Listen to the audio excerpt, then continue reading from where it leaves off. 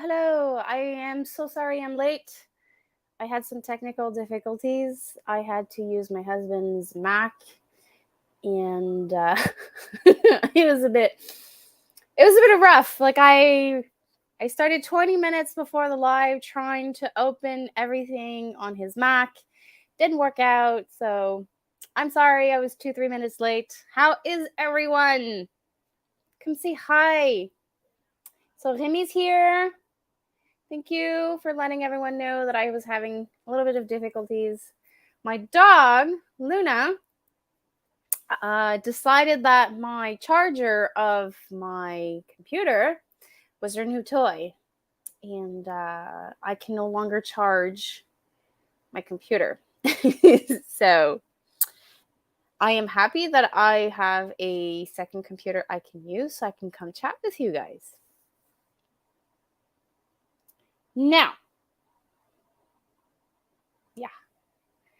So Remy's here. So who's here? Who else is here?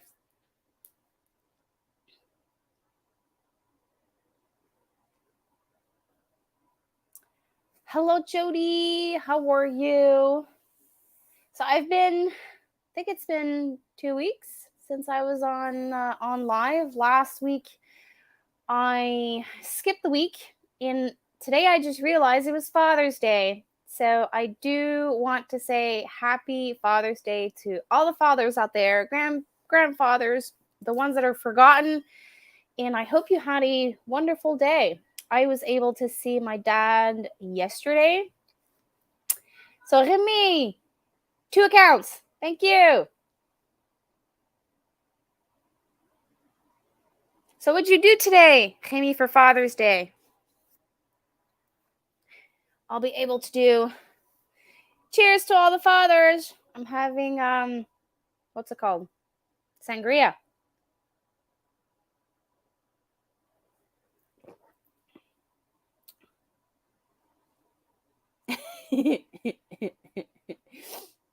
Cute. So anything exciting happening for you guys? I know, Remy, you just received your big thing. Like you're playing in the big leagues now.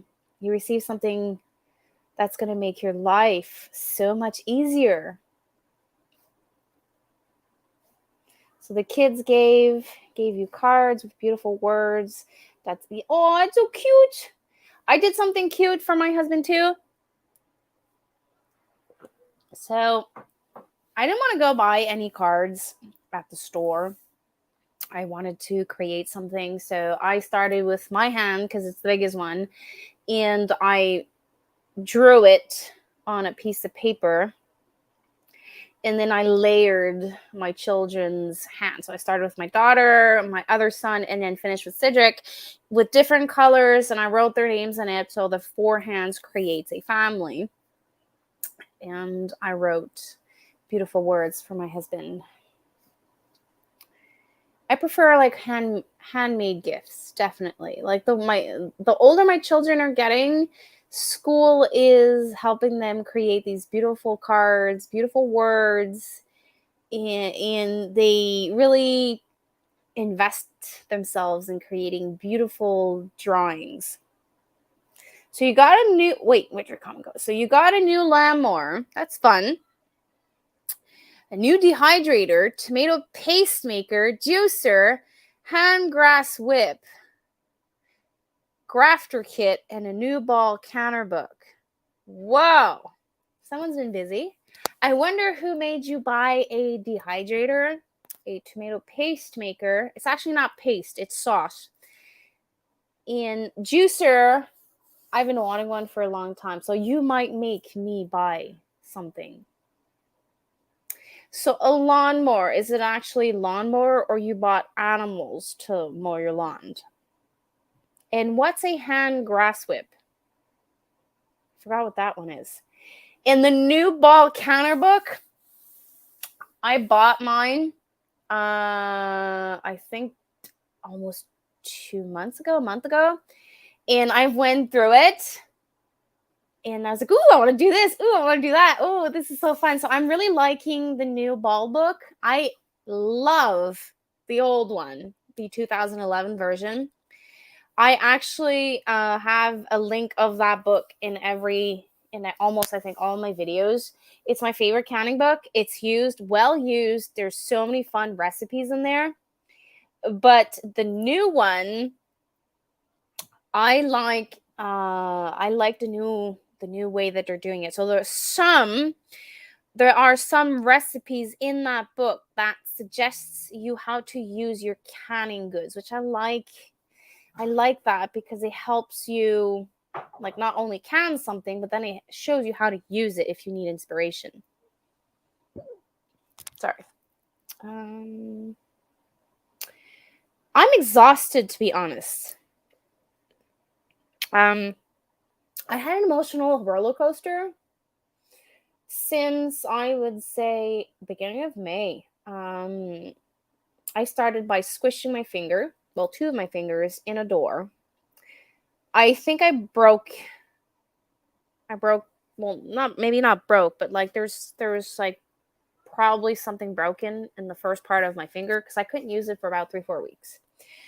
And that delayed a lot of my work. I had to sacrifice a lot. So my garden plans changed, evolved, and the frustration behind breaking a finger in the peak of the season, like, it's really frustrating, actually. And then when the frost date came, so May 18th is my last frost date, I was checking the next 14 days of forecast. And I was still seeing dip in temperatures. Like, it was getting really, really cold every night. So I'm like, I can't really plant everything because we still have like risk of frost. And then the end of the month came, so May 29th, I had a water ban because we were going through like a heat wave, and then I couldn't plant anything because after that heat wave, we hit 0 degrees Celsius. So I had to bring everything out, everything in, everything out, everything in, everything out. Like, it was ridiculous. So it was an emotional roller coaster, and I lost a lot. I lost my 7 rows of carrots because I couldn't water.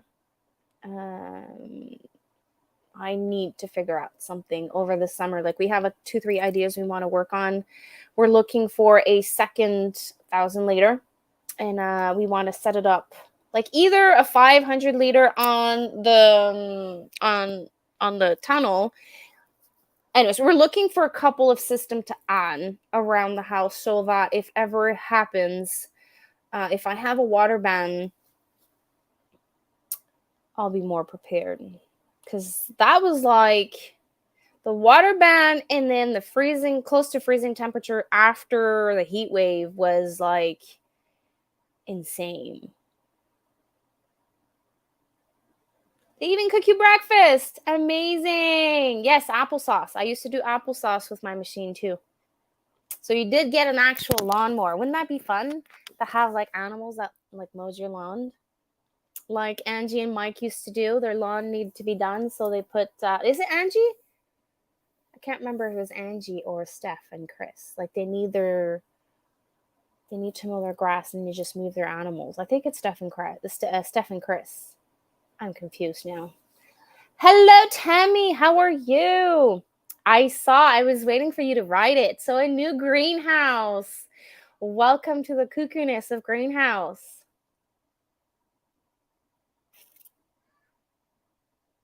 Hello, Matt.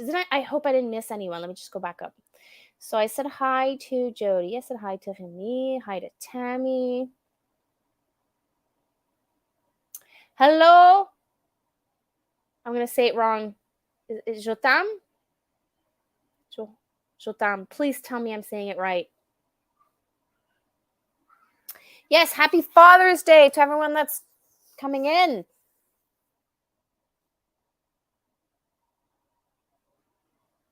I have a tractor lawnmower, but can't go around the plants and trees with it. Hand pushed one. True. In smaller places. I love to do the weed whacker in those small places. And I pick up every single big rock that I have laying around my land. And around the base of my plants that are on the ground, I put some rocks. And when I do my weed whacker, I make sure that when I pass around, is it weed whacker or weed eater? Anyways, the room of the weeds.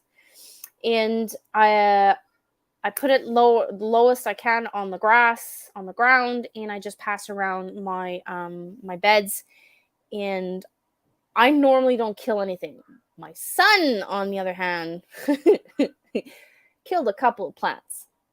But like he's so excited to pass the weed whacker that I can't piss too much on his parade.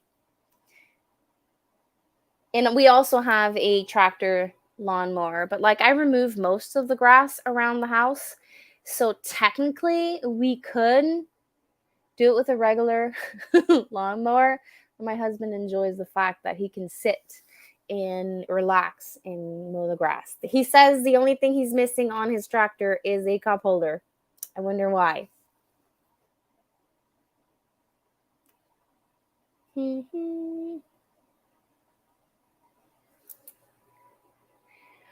Other than that, in the past 2 weeks, other than my emotional roller coaster, there is two exciting things that happened this week. One is something I talked about over the winter.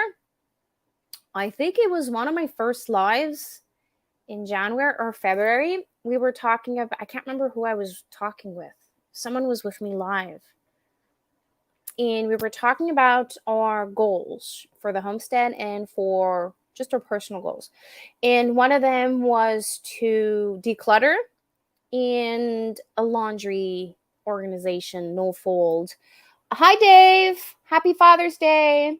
So I was looking through different systems to for the no fold, and a friend of mine showed me the setup she had, and I decided to go with hers.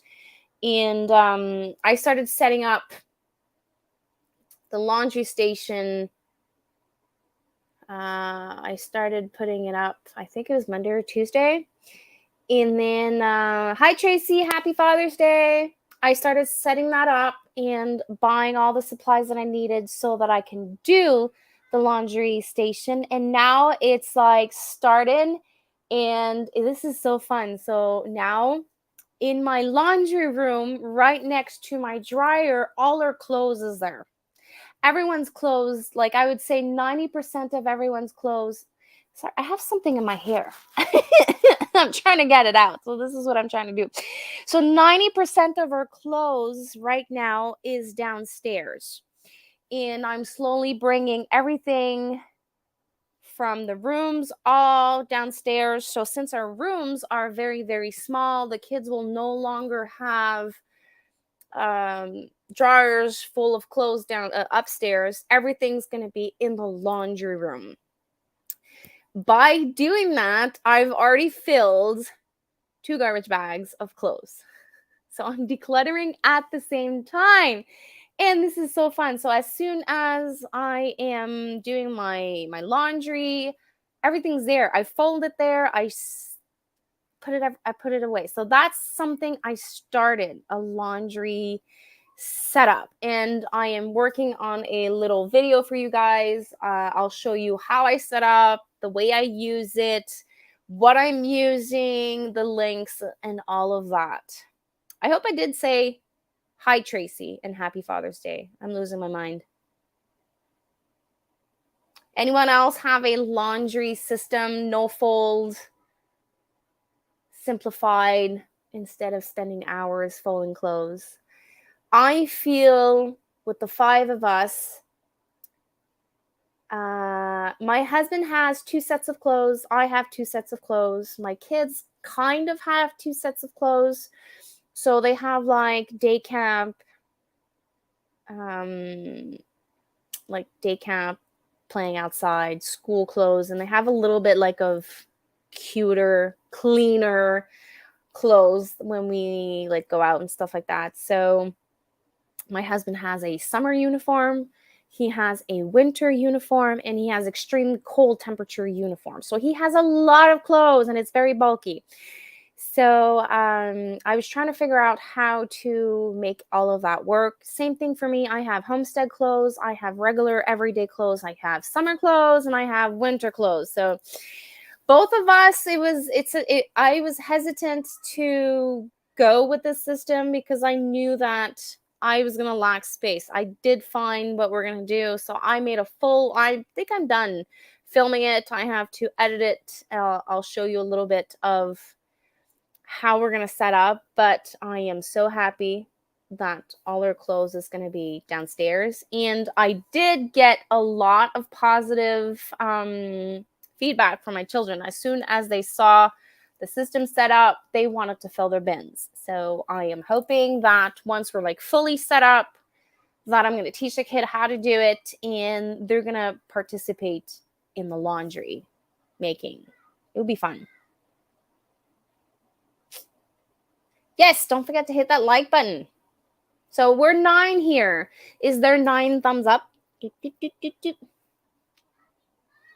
Okay, I didn't lose completely my mind. Yep, wash, hang, get clean, clothes. Yeah, but you're a loner. You only have 1 set of clothes. You don't have 3 kids, a husband, wife. You just have your clothes to wash. Buy a new pair of jeans each week. Well, that's 52 pairs of jeans. Do you throw it out at the end of the week?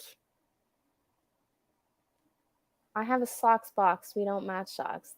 Okay, so I have like a theory that Tupperware lids become socks and socks becomes Tupperware lids, vice versa, because I always seem to I have more lids of Tupperware than pots, and I always have a loner in socks. So a friend of mine suggested this, another friend, each of your kid has a color of socks. So like a color palette of socks. Like one of them is navy blue, the other one is black, the other one is white, whatever. In another family said every kid, they're about the same size, all of them wear the same socks, so they put everything in a bin and they just take socks in the morning. For socks right now, I'm still assembling the socks, but that's like one of the chores that are very long, because like you have to look for the socks. Everyone has different types of socks. I have similar socks, so it's easy. So I have my Nordic socks. Well, now they're full of Luna's hair, but like all my socks are like exactly like this but different colors. So I have 5 pairs of socks, exactly same design but 5 different colors. And then I have another Nordic socks so this is like every day, And then I have another one that's for winter. The same thing, 5 patterns that are exactly the same pattern, but 5 different colors. So I got 10 pairs of socks like that. And then I have golf style socks that are different colors, but they're all the same. So I know when I don't even need to think. All I need to do is like 2 blues together, 2 red together, 2 orange together. So it's really easy. But my kids, it's not that. So I need to figure out a better sock system. So Christmas is coming. So I think I have to figure out what I'm going to do, because I do add on the Christmas list every year some socks for all of my kids. Because it's like either the dryer eats them, or there's a conspiracy that socks become lids. I don't know, because like a lot of them disappear. I went to the farmer's market yesterday. I finally spoke to the guy. Ooh, nice. But if the make mom mad, then matching socks. That's a good one. Bunny Jean at the conference was looking for someone harvesting shaga for her business. Cool.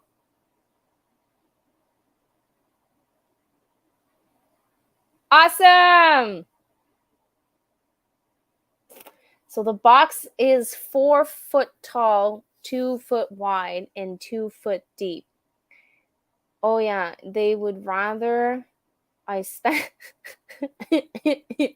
I have like this 2x2 box, and my husband does match socks. So every time he does the laundry, he takes the socks out of the basket and puts them there, and it drives me completely mad.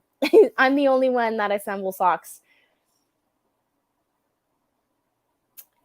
It's true. When you live alone, you don't have that much laundry. Like, you know that you have to do the chore.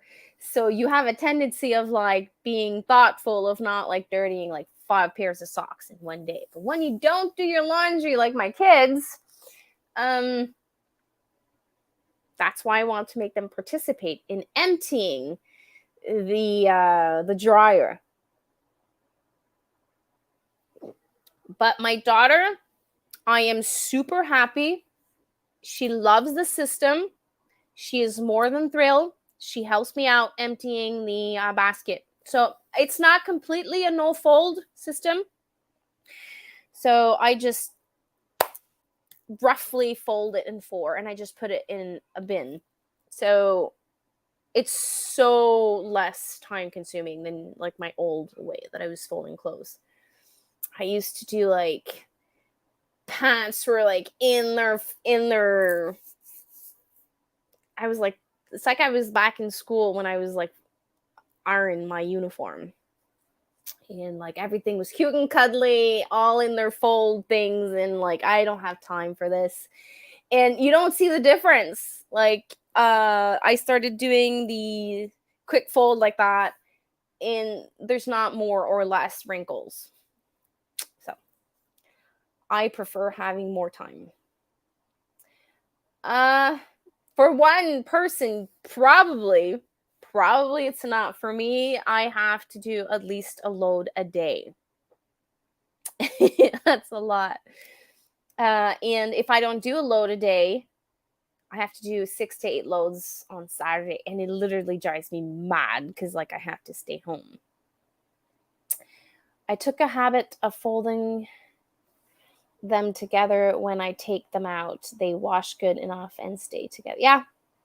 I am trying to, as soon as like I take everything out of the dryer, put it in a basket, and then I pull the basket near the bins. I probably will need like a little folding station, like something standing up. And like I just open like I fold a couple of things and then put it in the drawer. So like I haven't really figured out my exact system, but like instead of taking the basket and then dumping it on my kitchen table and then folding everything together and then putting everyone's clothes. So Emilia had a basket, Philip had a basket, I had a basket, everyone had baskets. So there was like, and then there was an extra basket for towels and what do you call it? Bed sheets and stuff like that. So we had 6 baskets full of clothes, and sometimes I would bring it upstairs and they would not even touch that basket, and then they would take newer clothes, and then sometimes it was like 2-3 weeks before we actually put away the clothes that were in that basket. So that was like the red flag of like, we have way too much clothes. So now if it doesn't fit in that little basket that I'm giving them, I need to take some out and like give it to someone else because there's too much. Yes, you did. I haven't seen it yet. Yeah, Lindsay got me curious about that camera. My husband wants one, and he's like, if I buy one, and you can use it for your channel, and I can use it for montage and stuff like that. So I'm like, but it is an investment, so we'll see. Maybe in the future year, we might invest in a GoPro. We used to have one with my husband's old drone, and then when he sold his drone, he sold the old GoPro with it. I think like it was 6 or 8. Anyways, it was an old version, and he sold it with the drone. And then he bought a new drone, and it came with this imitation of GoPro in it. And I think it's only like you can only use it on the drone. I don't think I can use it. But I'm not very tech savvy, so having a GoPro would be like a whole new learning curve. Yeah. If I do a lot, you're a little bit more than I am, so I would say 1 or 2 loads a day. If I'm doing the beds, well, then that's even more. And I try not to do all the beds at the same time because that's way too much. Oh, sure, you went camping.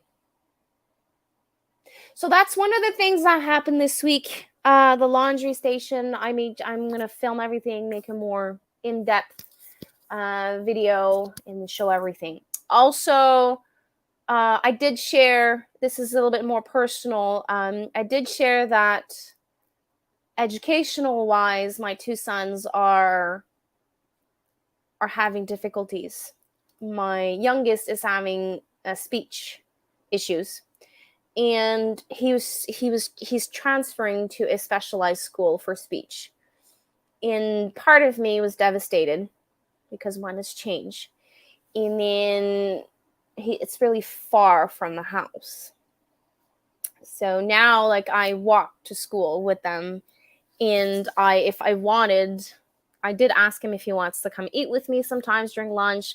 At first he wanted, and then during the year he says, Mama, I want to eat at school. I prefer eating with my kids. But I had that proximity that he was right next door, and my other 2 children are at another pavilion of the same school, but they're still within like reasonable time that I could go and have lunch with them.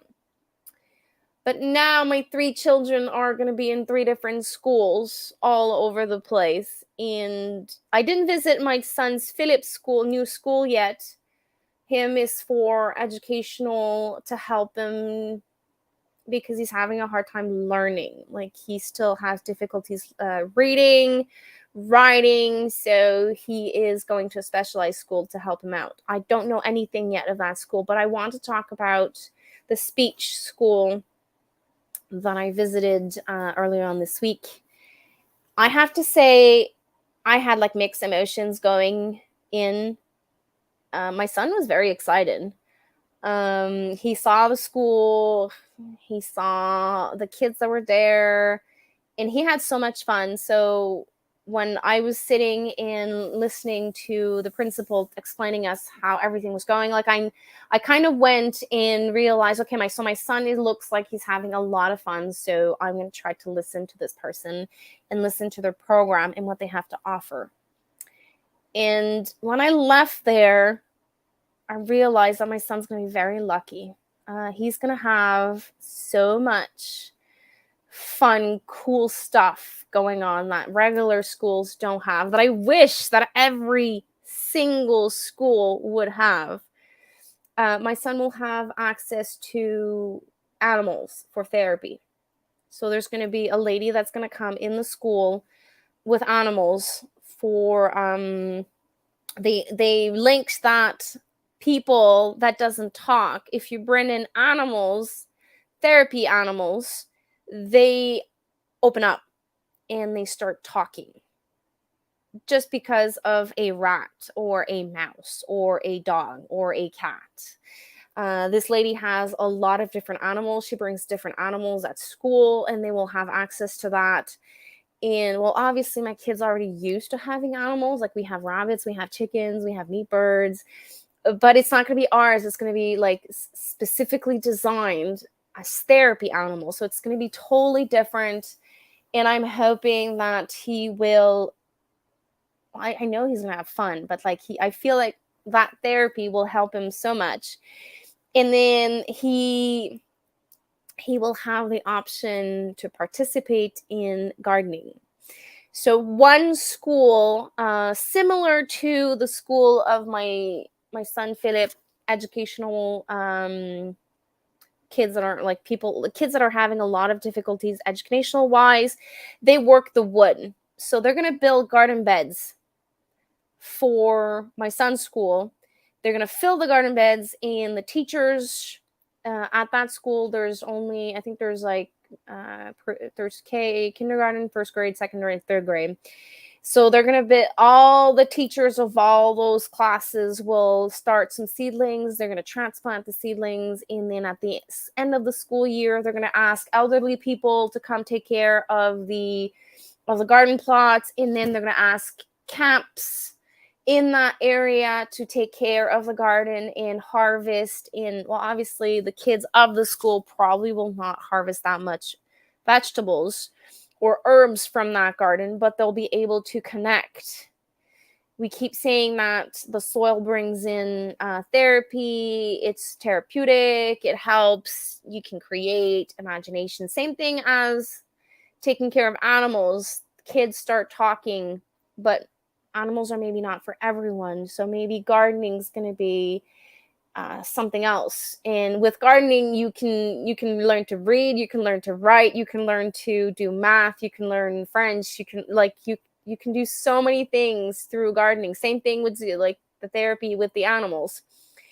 And last thing they told me, I might need someone to translate for me. Un parcours des bertistes. I don't know how to say this in English.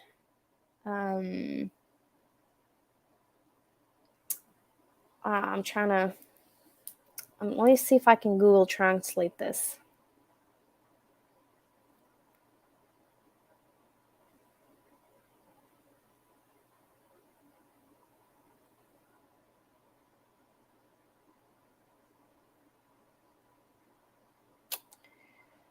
It's an adventure course. So there's going to be tires that he's going to need to example, like there's going to be like 6 tires. He needs to go around them, not fall.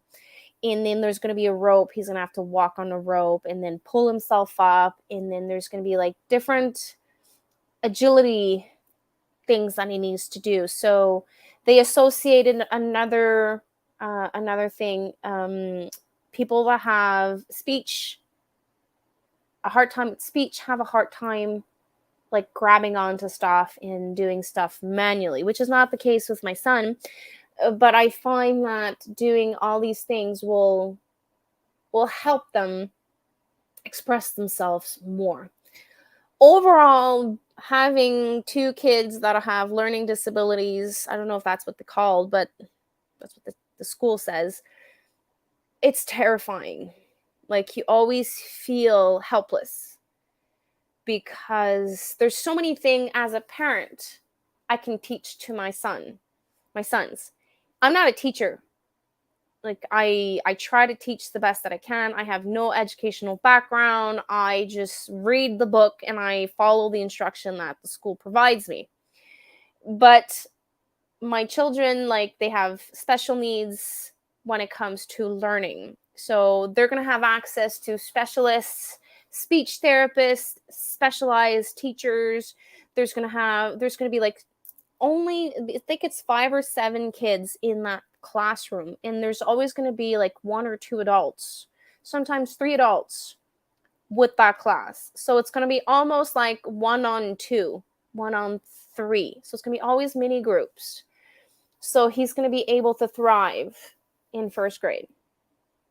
And maybe at the end of that school year, we can finally understand each other. Like, we can have a conversation, but sometimes it's hard for me to understand what he wants, and like vice versa. Like, I try to explain something to him. Most of the time it works, but when I analyze what he does after I talk to him, I'm starting to understand that he doesn't fully understand me. So it creates moments of frustration on my side and frustration on his side, because he feels I don't understand him, I'm not listening to him, and there's conflict.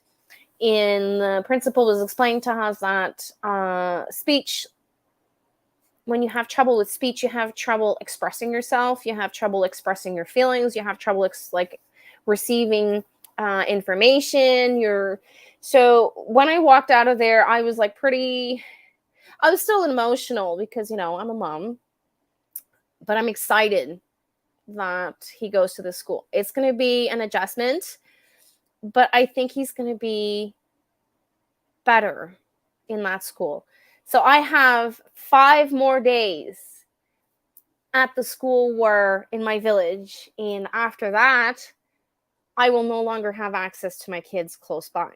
My daughter's going to be 15 minutes away in another village. And then my son Philip's going to be in another village, opposite direction, 25 minutes away. And then my youngest will be 35 minutes away from my house. So I know that I'm probably going to be like an emotional wreck in September, because it's going to be like 3 different schools, 3 different ways to work. My 2 sons will have educational homework specified to their needs. So it's going to be an interesting ride. I'm supposed to meet up my son's Philip's school this week so that I can have a little bit more information on what's going to happen with him, because I have no idea what's going to happen with him, and I'm starting to get a little nervous because school ends this week on the 23rd. I'm happy you had fun. I hope so. Because, thank you. You're an amazing mom, an amazing person, and I am trying my best. So sometimes you feel it's not enough, and he needs help. Well, they both need help. I did also have a suggestion from the principal of my school, because I take care of homework, and my daughter, she's the one that has good grades. She's doing great. But since I have specific homework to do with Cedric and specific homework to do with Philip, he offered me to have homework help at school. I think it's on Monday night. So I might do that for my daughter so that she can have someone helping her out. And then I'll just revise with her during the week, because it's going to take about an hour every single night to do the homework of Cedric, Philip. And then they arrive from school around 3:30. They play outside. We eat between 5:30 and 5:30. By the time we're done, I sit down sometimes at 6, sometimes at 6:30, and they need to be in bed by 7:30, because some of them takes them almost an hour to fall asleep. So doing an hour and a half of homework every single night, I won't be able to spend any time with them. Thank you. Yeah, you're twins. So who's the evil one?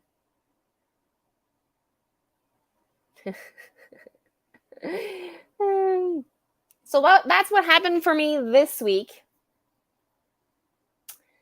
The week before, I just planted everything. As soon as my water ban was lifted, I think it was early June, I could have picked up the camera But I needed to plant everything. My peppers needed to be in the ground, my tomatoes needed to be in the ground.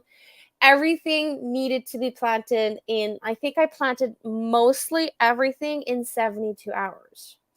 And then after that, it was flowers. I was plugging in flowers there. And I wanted to do this next year, but I decided I was going to do it this year because of everything that's going on in my life. I decided to sacrifice one entire garden bed to flowers.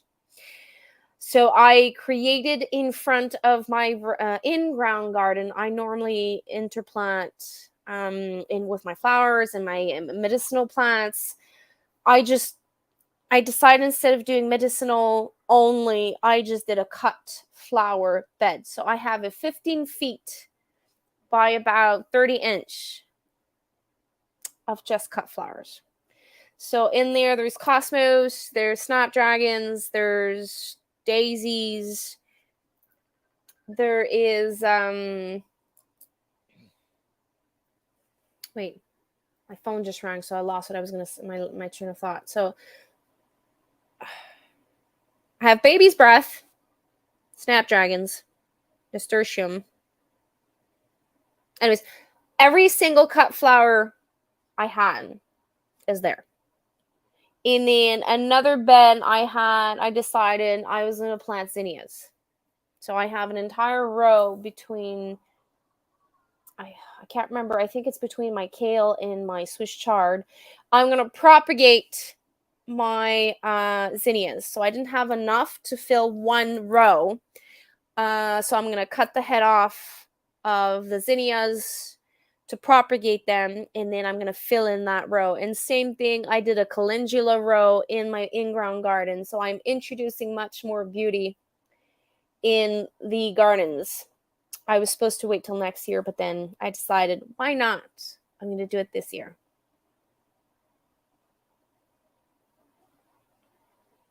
Flowers.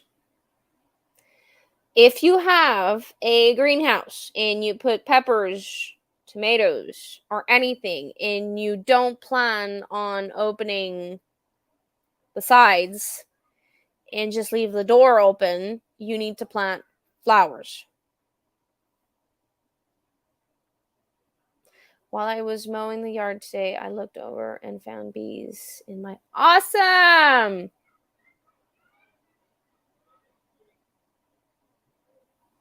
Nice. My comfrey plant that I bought last year at the conference is huge. So I need to learn how to remove all the babies because it's as tall as me right now. So I have like an 18 inches off the ground raised bed. Then I put one comfrey plant last year, which is pretty big, the one that we received at the conference. And it just it's like a tree right now. It's huge. So that's what I did. Last week I just planted, and I filled in the dots. Like I had some places that were not growing because before the water band, I sowed my beans, my bush beans. And I was saving all the water I could just to water the beans, and the rest got sacrificed. Thank God my onions are doing great. My green onions are doing great. My garlic, I have my scapes that I have the full first turn. I'm waiting for a second turn. I'll be harvesting that maybe in 2 weeks. And what else is doing great? I'm having a little hard time with my tomatoes. I don't know why. They're turning yellow. Like they're being burnt.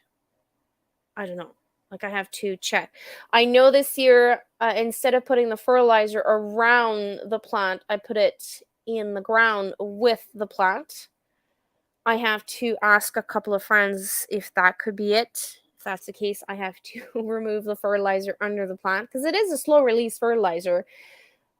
I don't think it's that. I used to put rabbit poop in the holes of my tomato plants, so I don't know. I have no idea what, like, I think I'm going to lose about 10 tomato plants to that. Maybe there's sickness. I have to check. So that's one of this week I have to analyze after all the water. By next Friday, if the plants are looking sickly too much, I'm just going to remove them and replace them. I have like a couple left. And if I need to, I'm just going to use the suckers of my bigger plants and just like transplant it later. So I'm going to have like a delayed harvest. That's good. That's good. Yeah, it's huge. I have to show a video. I have to include it in my next garden tour, the comfrey plant. It's in flowers right now. It's huge. Regarding the pictures you just posted, Serge brought some grass clipping for the chicken. Awesome. When I wanted to give some to the chickens, it was too well. It started the decomposition part.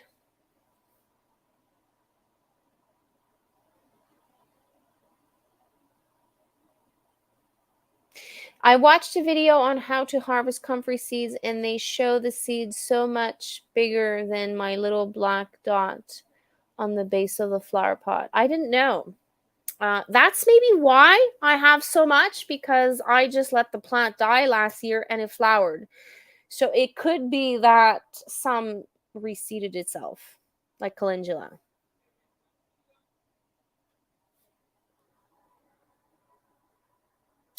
Sorry, phone is going crazy. So that's what I was working on. I know that I haven't been posting a lot of videos. I've been posting more shorts. I'm trying to get the garden as much as I can planted, because I don't want to have all of that work done and then not harvest anything at the end of the season.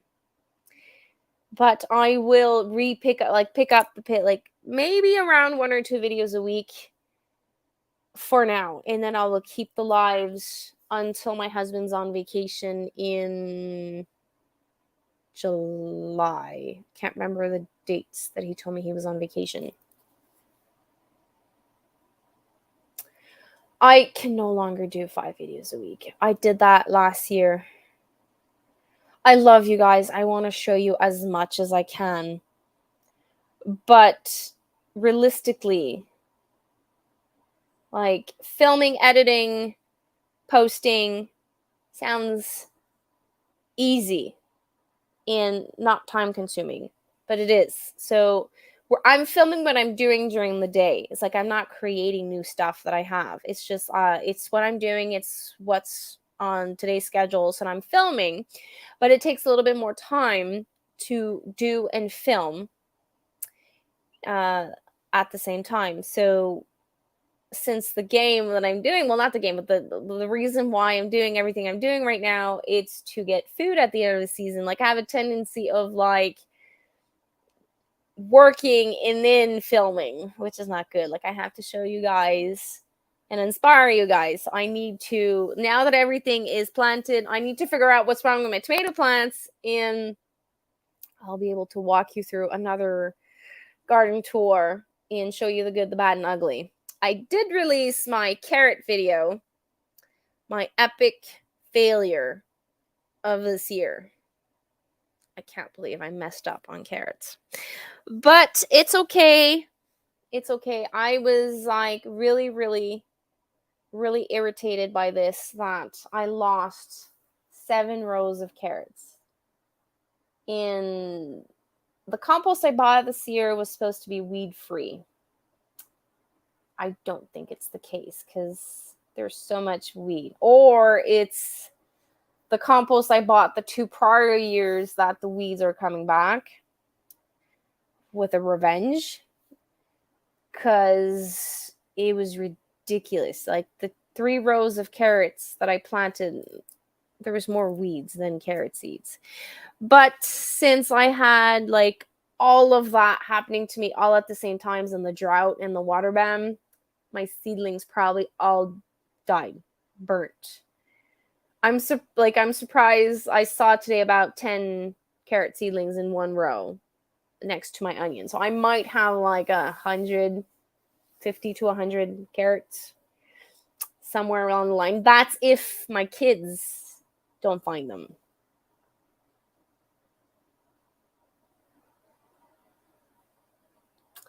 At the moment, I'm not showing much, I know.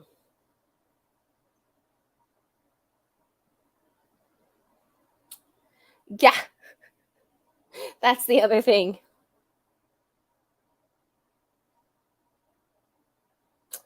I have a problem with 2 videos and a live stream a week. Filming makes every job so much harder.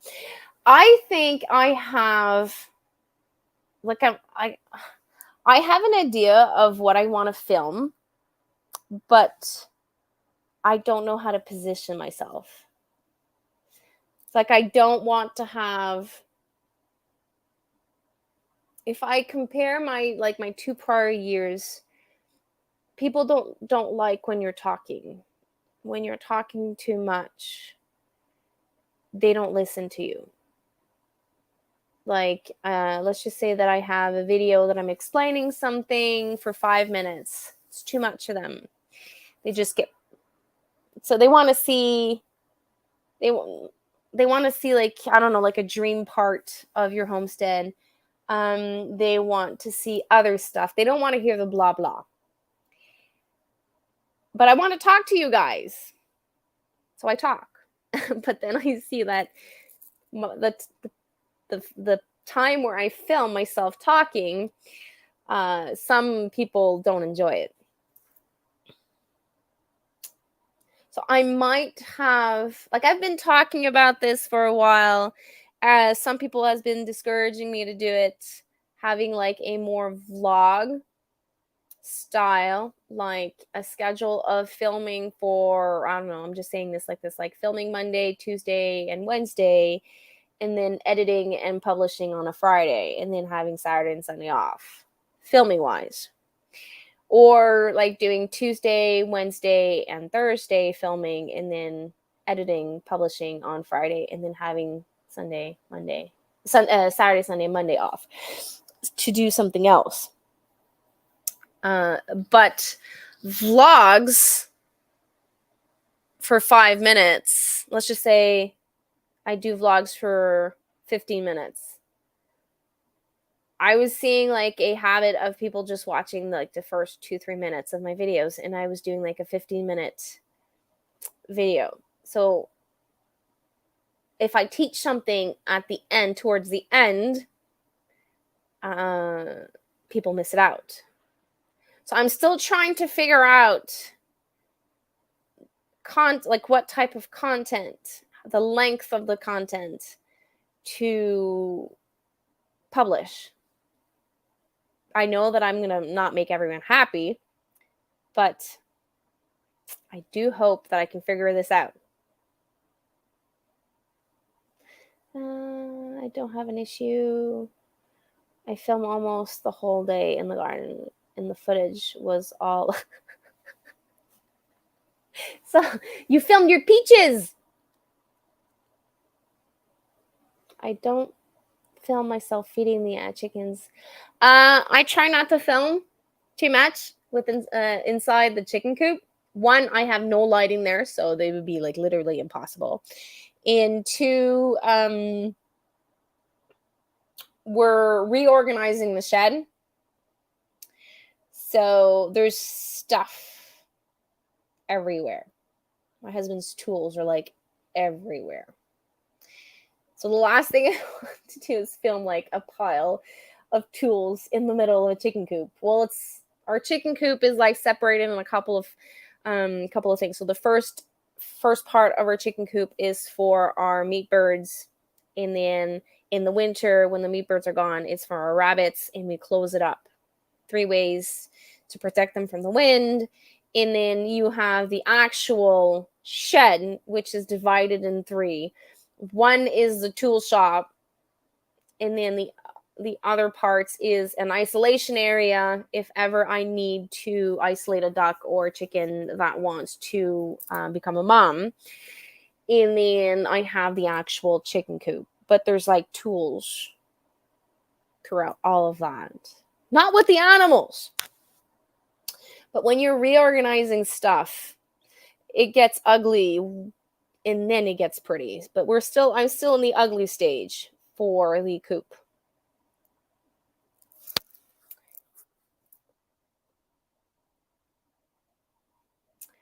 I tried to just work and it didn't work, but inspired me to lose weight.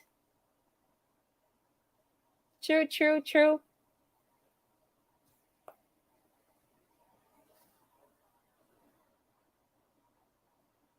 I was thinking of making a special request post on stuff you guys would like to see if I switch on vlogs.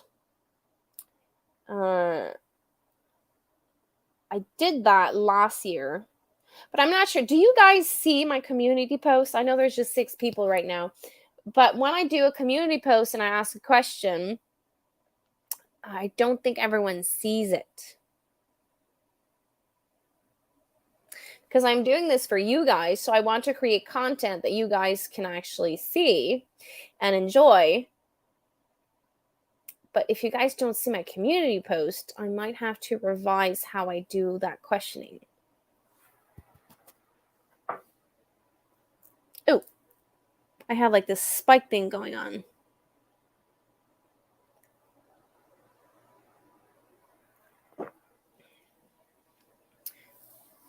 Anyone harvesting food at this time? I'm harvesting a boatload of lettuce every day. My rabbits love this. And they're so cute, my rabbits. I don't know if you guys remember, I did a video about my little rabbits. They were like this big. Now they're this big. They're huge. And there was a second litter. And their babies are so cute. I'm going to have a hard time selling them. They go from black. Did I do a video?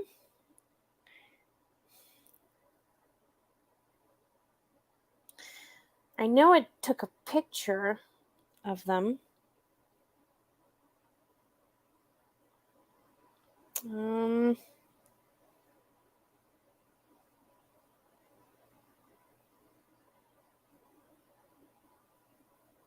Okay, so this was taken June 12th. Okay, let's see if I can show this. Wait. These out, they're so cute. They're like, I don't know if you guys can see it. I'm going to have a hard time selling these.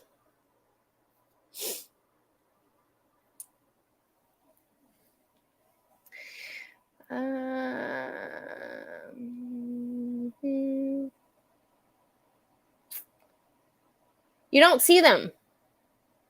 Okay. Okay. So I might have to do a video.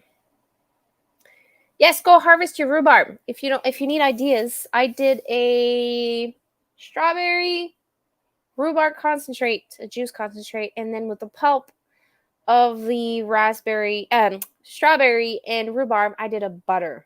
It was really good. I saw someone on YouTube making a rhubarb mint syrup. And same thing, with the pulp, I would do a butter. Awesome! I forgot to harvest my chive blossoms this year. I only harvested a cup, and I did a 3/4 cup to a cup vinegar. So I'm gonna regret that decision. I infuse them in white vinegar, and I also infuse them with white balsamic vinegar. It's amazing. And I use them for vinaigrettes, and it gives it like this onion taste.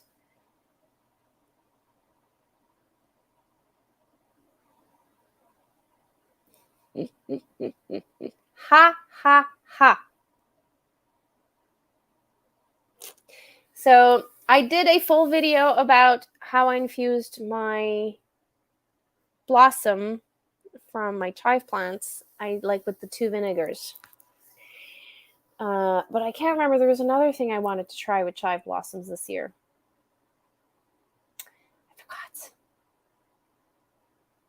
I think I dehydrated a couple, so I might be able to rehydrate them with white balsamic. Last year, I love that. I did start harvesting my chamomile, and I had a lot of chamomile that came back from last year.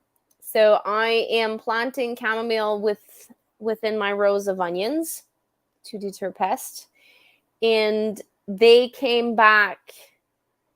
I sowed a couple of plants, but there was over 100 plants that reseeded itself. So I'm relocating chamomile a little bit everywhere around the property and harvesting chamomile every couple of days. I have like a lot. So I'm going to be able to have a couple of different tea blends that I'll be able to do this winter. So I wanted to do my regular one, which is chamomile, chocolate mint, cinnamon basil, and hibiscus flowers with honey. And I wanted to try chamomile and what is it called? Ashwagandha. Yeah, ashwagandha and chamomile tea. That's something I want to do. I've already bought that ashwagandha, and I'll be able to create a new tea blend. It's supposed to help you sleep. I'm sitting on something. What is that? Anyways, so I want to do that. It's called ashwagandha. So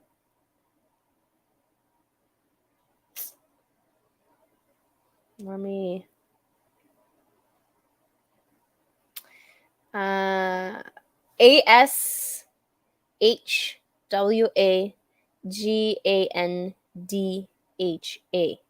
Ashwagandha. It's supposed to help you relax. Oh no! Not fun. If you would live closer, I would give you a lot of chamomile plants. Or once they're dry, they're not very heavy. And if I have too much, I can send you a couple of my flowers. So ashwagandha, if I do this,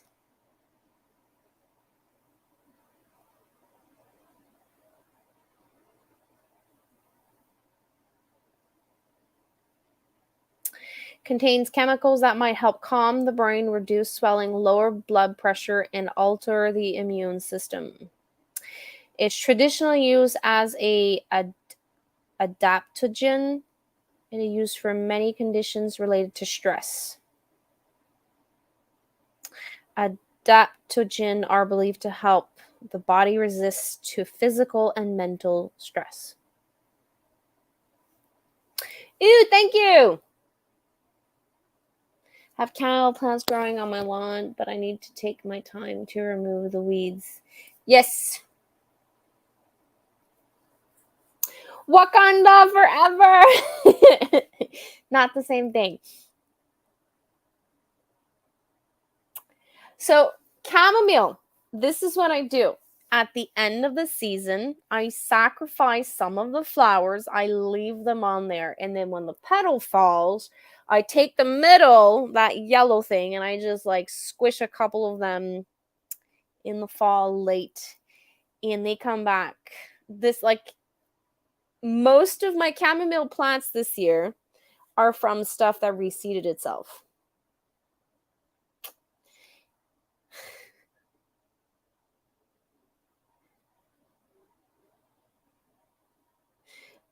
And I have that. I do that also with calendula.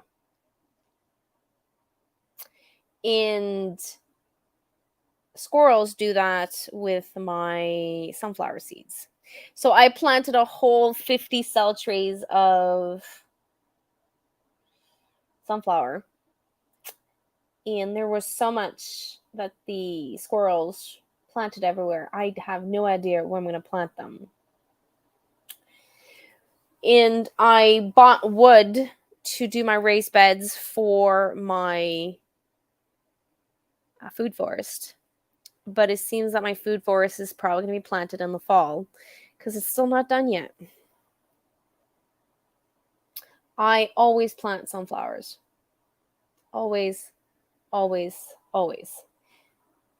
The squirrels have a tendency of playing with that. The bumblebees love it. Pollinators love it. And I love that during the day it moves with the sun. Like, there's a reason why I have a sunflower tattoo now. So I'm actually relocating some of them. I had some pop up like just recently. I'm gonna have to relocate them because there's like they don't have enough place to thrive. So I think like I have like 20 plants to relocate. It's crazy. I normally don't direct sow them because the squirrels come eat them. But I think that's what I'll be doing next year because like the ones that I sow myself inside, I always get disappointed because they're always stay compact and small. They don't produce like these beautiful big heads, but the ones that sow by the squirrels are beautiful and gorgeous. But there is one that I'm looking forward to. I did plant a couple before the drought. It's the mammoth one, the one that you planted, Tracy. I did like sneak a couple of seeds here and there. I'm hoping that it's gonna, at least one of them that I planted will come up.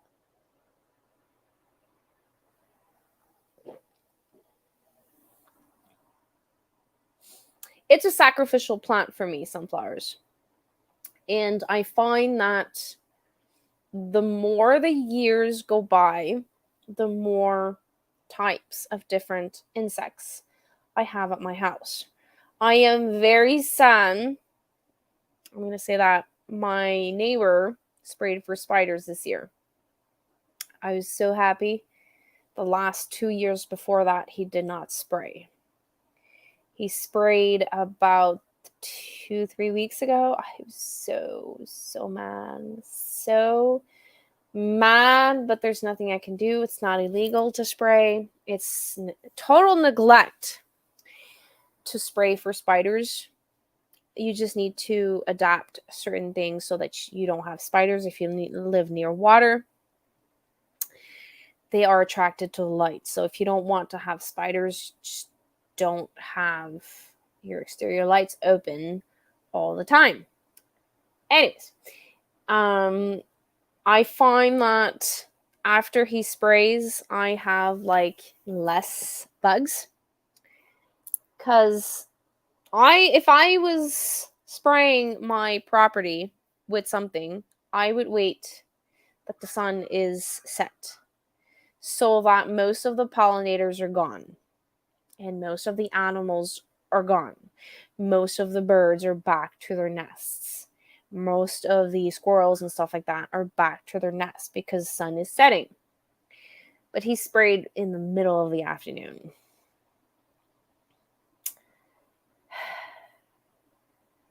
But the spiders, they live here. I don't know if since it's sprayed, they all come to my house because I have these big spiders and I'm terrified of spiders. But like, even though I'm terrified of spiders, I will not spray.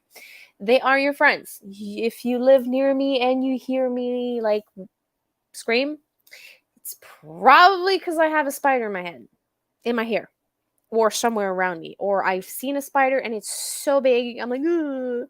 But I tolerate you type of friendship with them because they eat a lot of bugs. But anyways, once he sprays, I don't see my buzzing friends anymore. And I'm very worried this year. I haven't seen monarch butterflies. I normally see a couple of monarch butterflies by now. I think I've seen one this year. So I'm not seeing butterflies. So I find it's important to transplant, buy starts of flowers, perennials, annuals, to welcome these pollinators so that they come back. So every year, the bees know that they can come here because they know they're going to have food. I keep all of my dandelions, or most of my dandelions, for them. This year I did not even harvest dandelion because I wanted to make sure that they have enough food. And they'll come back year after year after year, and they're going to create this environment that's beneficial for you. It's not him. It's not the same neighbor. It's not the same neighbor that sprayed. It's my back end neighbor. But I don't mow the lawn between properties and the neighbors, so the pollinators. Yeah, we need to start understanding that if we want to eat food, we need pollinators. Pollinators need flowers. And the flowers of the tomatoes will feed them, but not enough. Like, they need pollen. So that's why they need flowers. They need fields of flowers, not lawn, because lawn won't feed them. So I'm seeing more and more people accepting that and publicly say, we are feeding the bees. Like, I'm not cutting, like, they leave a couple of feet. They make like this beautiful arrangement of butterfly gardens and stuff like that, and they publicly say, here we feed the bees and the butterflies.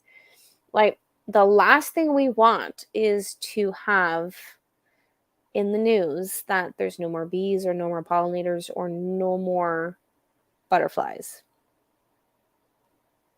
I'm seeing a lot of, before he sprayed, I saw a lot of honeybees. I haven't been sitting in the garden within the last 2 weeks. One, because like I'm just always work.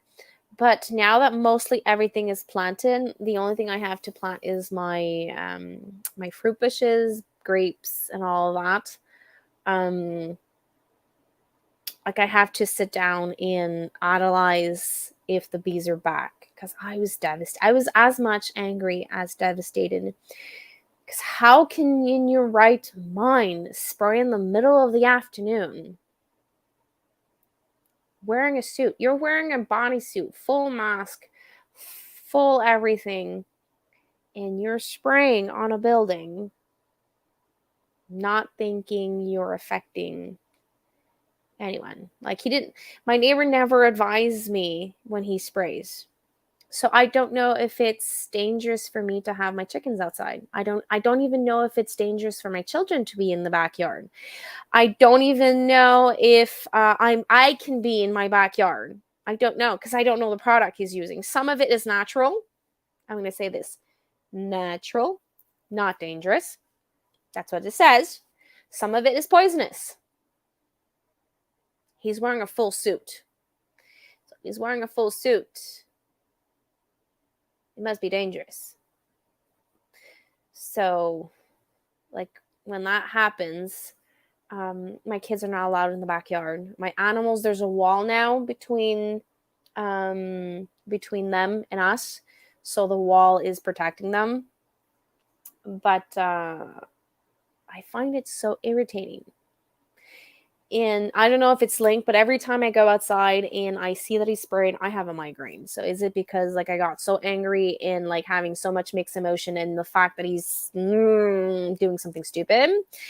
Or is it the effect of being exposed to chemicals? Jim came over and was impressed about the amount of... Awesome! Well, I also have a lot of fruit trees. Yes, it does help.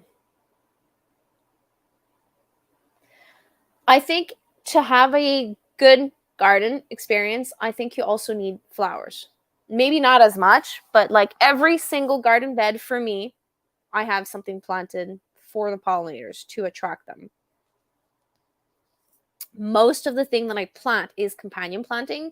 So I plant chamomile also interplanted with tomatoes. I interplant marigold with tomatoes.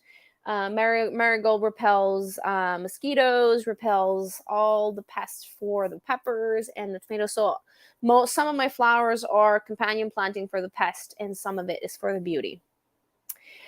Definitely. Definitely. Or if you really need to spray, you're only allowed to spray after the sun sets and if there's no wind. Well, in my defense, I always end up being lazy, which is okay. Save the bees, save the pollinators. It just drives me crazy how you cannot see the impact of your decision on a small scale and on a large scale. So if everyone says, oh, it's okay, it's just this lawn, it's just this, let's just say it's 10 houses per village that does this spraying, excluding the Roundup, because I'm not even going to start with Roundup because that should be illegal. If 10 houses sprays for spiders, how many bees will die? Okay. Let's just say it's 10 bees. Let's just say it's 100 bees.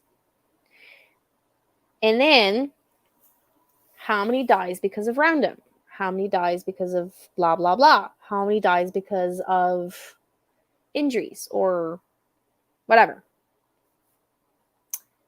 At one point, bees will be could become extinct. So if every village 10 bees dies, and there's 10 bees dies per house, and there's 10 houses, it's 100 bees. I know it's just like numbers out there, but we need the bees, we need the pollinators, we need all of that. So if it's not illegal, it would be nice for it to be it's before dusk or after dawn. It should be just that. If you need to spray, it should be that, because everyone is out. I mean, everyone is in, so there's no chances. But in the morning, the thing still stays on the plant. But if you spray it at night, they have all the night and all the morning for it to blow away and have less damage. But that was my moment. Every time I see someone spray, it just drives me mad. Okay, my husband's phone's ringing on the computer. Sorry about that. So that was my aggravation moment.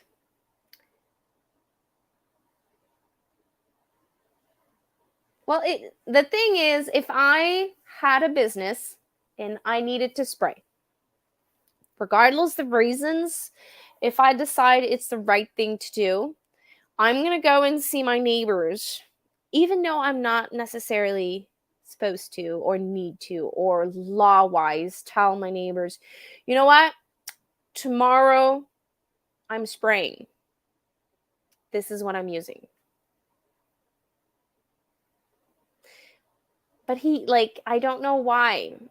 I don't know why he does not feel the need to share that detail.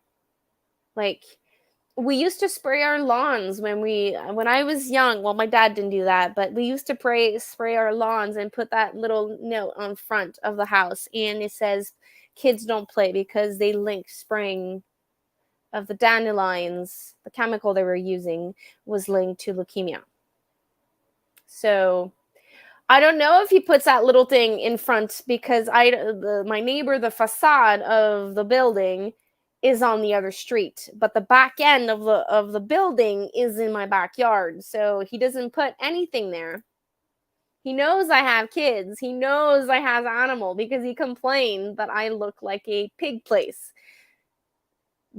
But maybe he's doing it to piss me off or me losing I don't know. You can actually, as a neighbor, take that action as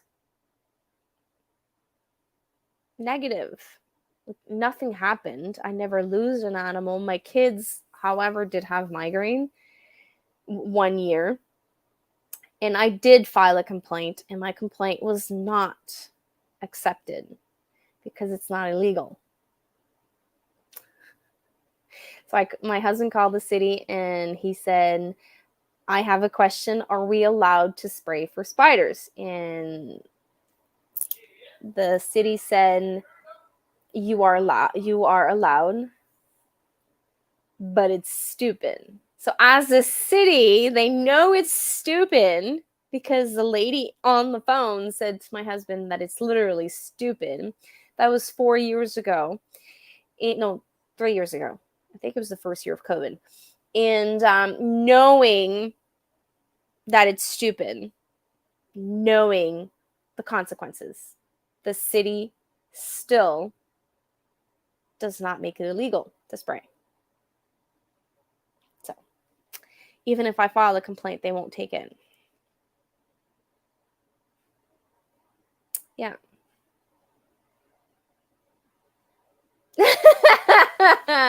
Well, he doesn't live there. It's a business. So he owns the place but doesn't live there. Hello, Adventures with Outdoor Eagle. How's the garden? To be honest, I've met our mayor. You know, there's an expression in French that says, il y a de la lumière dans le chalet, mais t'es pas sûr, genre, si c'est allumé ou fermé. He's like, he's just there and he has no opposition. No one wants to take his place. So, I put this on the list of pros and cons of moving. And whenever we have to take a decision, if ever we are to move, well, I hope that part of the yes decision that weighs on that side. Yeah. The owner of the building is part of the organization of the city. So he funds part of the city stuff. So, not to go down the rabbit hole of politics, but they're never going to bite the hand that feeds them. Awesome. I know it's a pain, but I feel that, well, we called the city. We said we were not happy about it. We said that it could potentially be risky for the children. But the city gives permission to the agriculture people to spray Roundup. So if they let people use Roundup, they cannot prevent anyone to spray for spiders if they say it's natural or if it's chemicals. I know.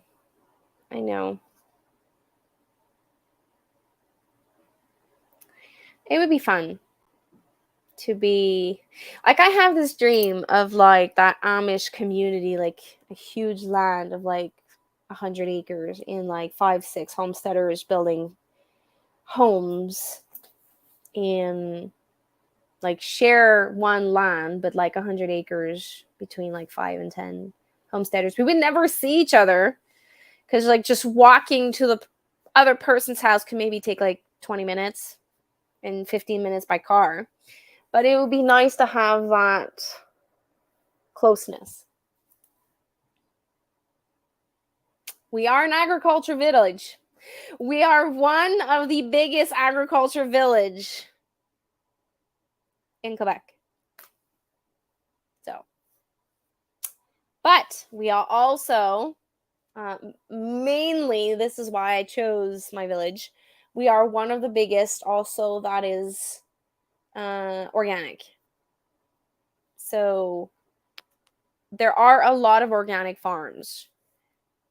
in like many villages around us have organic farms, but the percentage of organic versus regular agriculture is like maybe one organic farm for like 10 regular farms, or I don't know the actual numbers, but there's like always less organic.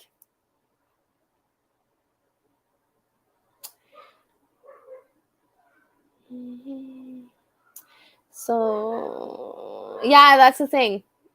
We're an agriculture village, but they're building condos like there's no tomorrow.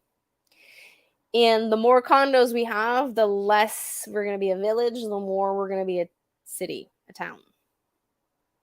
Yeah, like a communal homesteading. Everyone would have their own homes, everyone would have their own gardens, but then there would be a community home, like a community garden. Like everyone can have access to like a kitchen garden at their place, but have like an acre of corn, an acre of squash, because with Remy we need an acre of squash because he eats a lot of squash. Here's a wink wink for you. I find it sad. We know that we need to be more self-sufficient on food.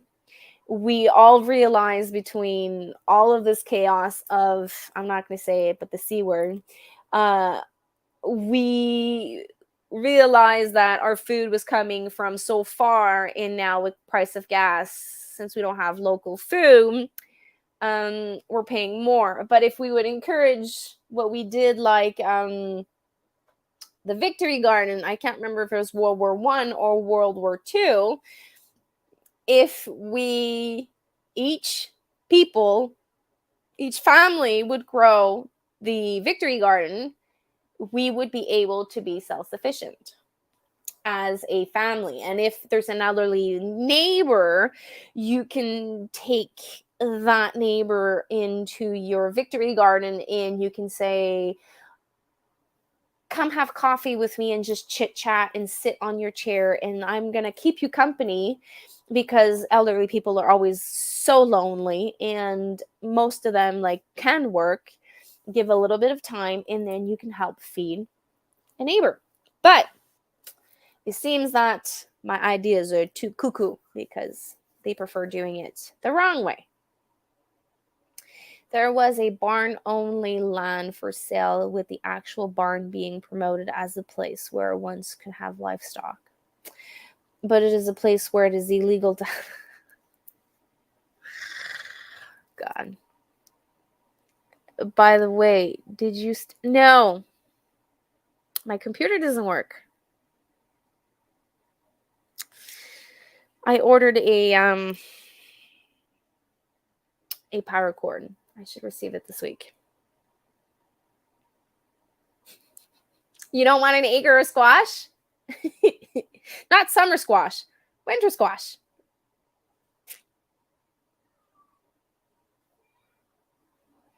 $50 zucchini plants. Hello, LP. I saw Ram's family shouted out. Thank you.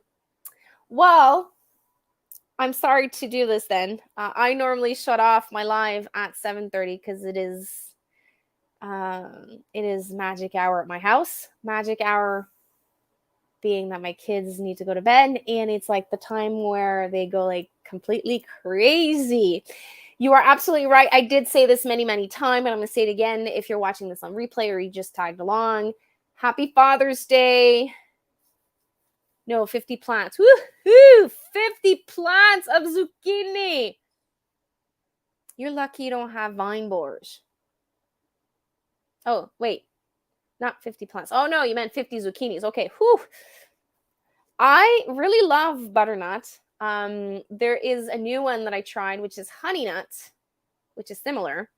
And there is another one, which is ponca, Ponca, which is a mini version of butternut. And there's another one I wanted to try. Butternut. There's another butternut. Is the Canada's Crooksnecks, which is similar, but like it crooks. Butternut. So there is butternut, honey nuts. There's another one.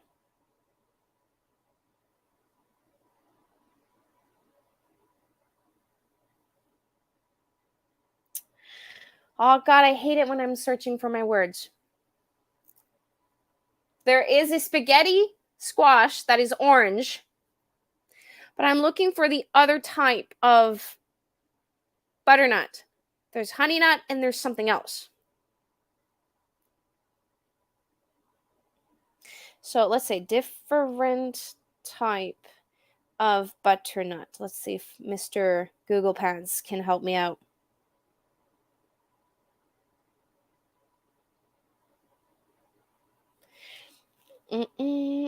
So butternut, honey nut. Okay, so this one is the honey nut. No, wait. Sorry. This one is the Ponca. So this one, I'm going to do it.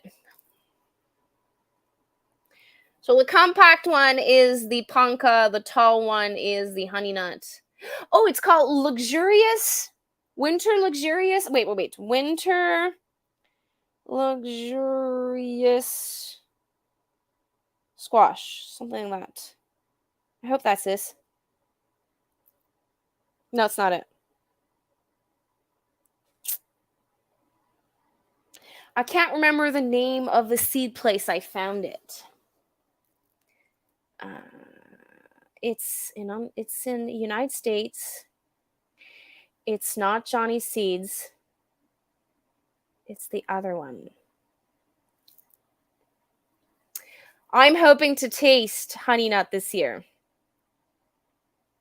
Tell me United States seed companies. If anyone remembers. So there is Johnny Seeds. There is Baker Creek. It's not Baker Creek. It's not totally. I receive the emails from them all the time. And now that I don't remember.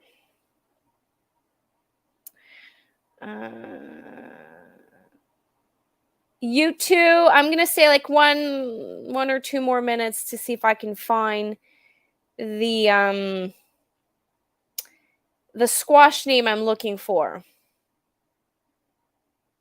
And you guys know me when I'm trying to find something, I want to find it. Nope, not botanical interest. Okay, I got it. So high mowing seeds. Okay, so high mowing seeds and squash. Territorial Seeds, I think, ships to Canada now. I think so. So there's the honey nut. There's the Better Baby. That's not it. Butternut. Nutter butter. There's different types of... Okay, so there's the Brûlée. It's not that. I'll find it. That's not it.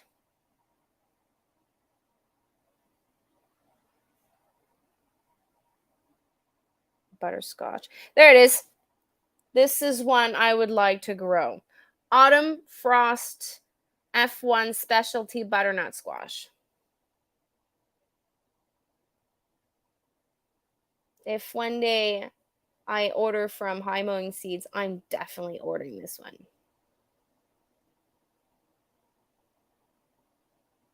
I hope you can see it. And there was another... I don't know if they still have it. It looks yummy. Like when you look at the picture, you want to eat it. I don't think they have it anymore. No, they don't have it anymore. So it's called Autumn Okay, someone's calling my husband's phone. Sorry. Okay. So it does look yummy. So it's on high mowing organic seed. I ordered a couple of times from them. It's a good company, but it's an American company. So if you're Canadian, shipping can actually get expensive. But like I have a tendency of like ordering at least 10 package of seeds when I do that. So everyone have a fantastic week. Thank you for passing by. I am going to be working on the laundry station video early on this week and posting it later on, probably like towards the end of the week.